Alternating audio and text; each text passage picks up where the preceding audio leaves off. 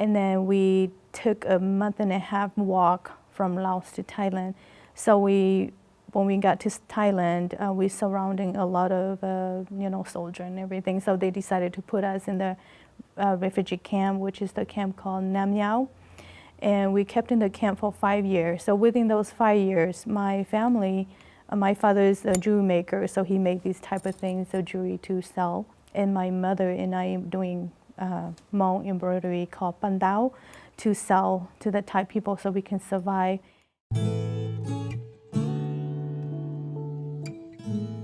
Hi, my name is Chue Thao, and I am Mrs. Chue Thao. I live in Kearns, Utah, and I'm an artist. I'm doing Hmong embroidery, applique, and cross stitch.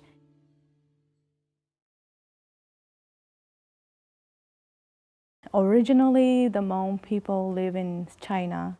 A lot of discrimination during that time, and so the people, they got killed or punished by the Chinese people.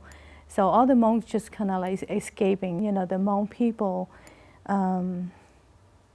are the people who lived in Laos and come to the United States. I am white Hmong, but I'm married to a blue Hmong. So, yes. This one is blue Hmong outfit. We only wear this when the Hmong celebration, like the Hmong New Year. So the blue Hmong, they will wear the skirt with colorful designs on. The skirt, it's all handmade, and the embroidery here is sewn by hand. If you marry, you do not allow to wear this piece on this hat. The hat have to be plain. My father always say, when I was little, he making these, and say, why we have to have this? And he said, well, this is just indicating that you are Hmong. If you don't have any part of these, you can just wear this on a necklace. For sure, you carry that you are Hmong.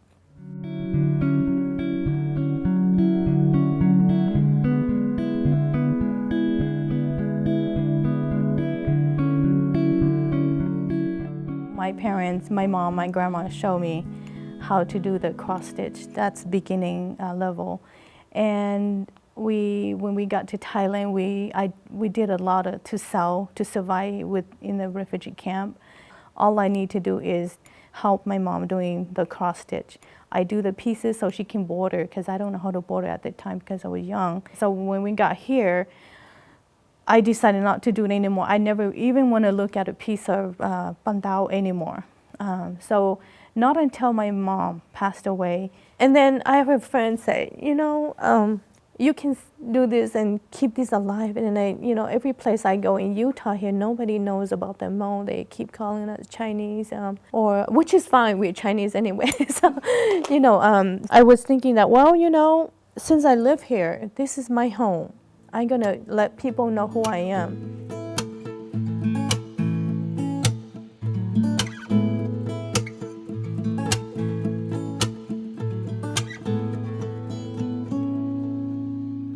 This piece here, it just made in Thailand as well.